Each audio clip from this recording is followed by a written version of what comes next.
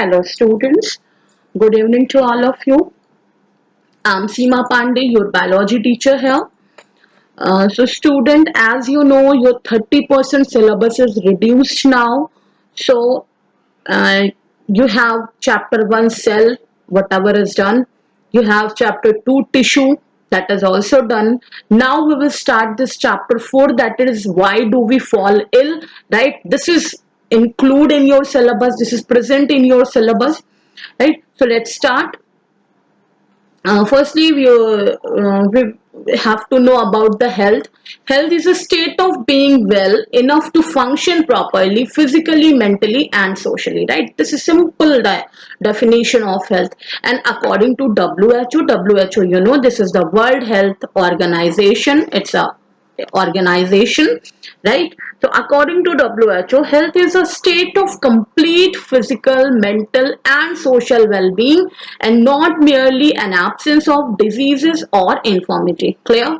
So this is the definition of health given by the World Health Organization.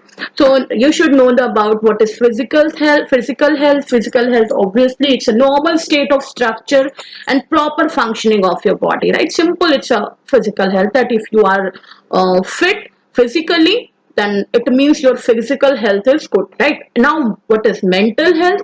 Health is also a state of normal mental condition or mental satisfaction, which is achieved when the individual maintains a balance with its environment. Mental health cannot be measured, right? Simply, if you are satisfied in your life, if you are feeling good mentally, it means that your mental health is also good, right? But if you are worried, if you have some stress, it means you are not mentally fit. Clear?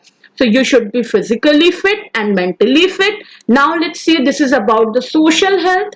Social health is also there. It is the happiness of an individual at home, workplace, and society. Is the social well-being of an individual, right? Your social health is should be also good, you should be happy in your environment, in your atmosphere where you are living. Their atmosphere should be good, should be happy, right? So if there are some sad situation, obviously you can say like nowadays our social health is not good. We are socially not healthy nowadays. Clear? Like corona is there, obviously, so we are not healthy socially now, right? So now let's see the disease. Now, what is disease? What is the definition of disease?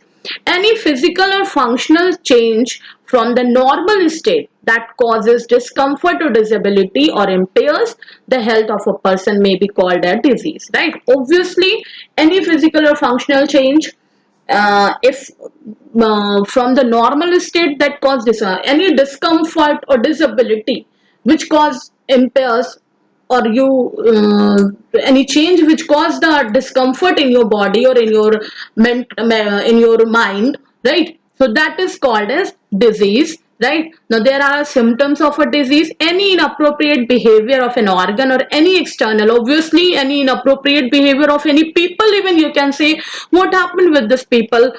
Is he diseased, or is he psycho, or is something, right? So these are some symptoms. Inappropriate behavior shows like this organism or this particular human being is diseased, or they have a problem, or your body parts is diseased or something, right? Any inappropriate behavior of an organ or an external signs of problem in the body is known as symptom of that disease. Clear? So see, this is the healthy lifestyle I want to tell you about. You have to walks, you have to do the cycling, you should take a nutritious food, good food, you have to avoid the junk food, right? You should walk, you should play the outdoor games also, but not nowadays. You have to take a, you can do the skipping, right? You have to take a fruits, fresh fruits, right? Fresh vegetables, right? You have to early to bed at bed and early to rise, right? So on the basis of duration of occurrence, the diseases can be classified into two types. What? on the basis of duration of occurrence, that is the acute diseases and chronic diseases. So when diseases last for very short period of time, these are called as acute diseases, right? Like common cold, dysentery, typhoid and cholera. Common cold is just of 4 to 5 days, right? And chronic diseases, the disease that last for a long time, even as much as a lifetime, are called chronic diseases. Example are tuberculosis, diabetes, arthritis and blood pressure. Clear? So these are the disease which occur, or which occur for a long time in the body. So these are called as chronic disease. Hope you people are getting that there are two type of disease on the basis of duration: acute and chronic. Acute for the short time and chronic for the long time. Clear? These are the examples. You have to learn it. So these are some causes of diseases. Diseases are caused by the following way: infection by microorganism, some bacteria, viruses, fungi, etc. Like nowadays, obviously, that coronavirus is there, right? Which causes infection day by day. Even in every second, it causes infection, right? So see the unclean environment. Obviously, this is also a cause of disease. Deficiency of nutrients and diet, genetic factors. Sometimes genetic factors are also responsible for the causing of disease. Those are called as genetic disease, right? Lack of public services. Maybe sweeper is not coming at your home, right? So these things are there which are responsible for the disease, or they can be caused a disease. Uh, See, types of diseases on the basis of time of the year occurrence, whether from birth or after birth. Diseases are grouped into two categories. One is congenital. So we were saying the basis of occurring or duration of time, right? Here we are seeing like from birth or after birth. On the basis of this, so congenital disease is there and acquired disease are there. Congenital is the disease which are present since birth, are called congenital diseases. They may be passed on from one generation to another, while acquired diseases are diseases which develop after birth. These are called acquired diseases, right? That can be broadly classified into two types. One is the communicable or infectious diseases and non-communicable or non-infectious diseases. So communicable or infectious diseases are, and they are spread from healthy to a from an healthy or infected person to a healthy person. Unhealthy, actually, this is not unhealthy, it's a unhealthy. This is unhealthy here, right? See, and they are caused by microorganisms, pathogens such as viruses, bacteria, fungi, protozoa, or helminthes. These are infectious diseases, right? Causative organization of disease can spread from one person to another through contact, water, air, food, etc. Example, malaria and dengue. You know that these are causing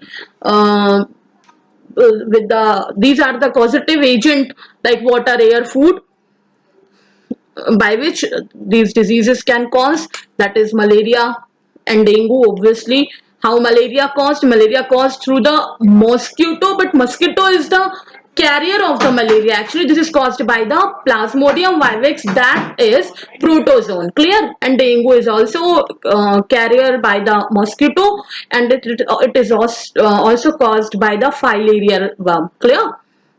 And so non-communicable and sorry, not a filarial worm, Aedes aegypti.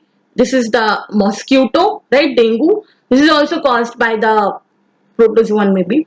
Non-communicable and non-infectious diseases. These diseases do not spread from an infected person to a healthy person. They are caused due to some specific factors such as malfunctioning of some vital organ. Suppose you have a defective liver or defective organ. You have you have defective knees, it caused the arthritis. You have defective heart, it means it caused the heart diseases. And you have a defective cells, it caused the cancer, right? If you have a defective glands, it caused the diabetes. Clear? So these are the non-communicable or non-infectious diseases. By this method or by this way, infectious disease can be caused. So non-communicable disease can be further divided into degenerative and deficiency diseases. Degenerative diseases means that is caused by the malfunctioning of important body organ. Example, osteoporosis. through the destruction or degeneration of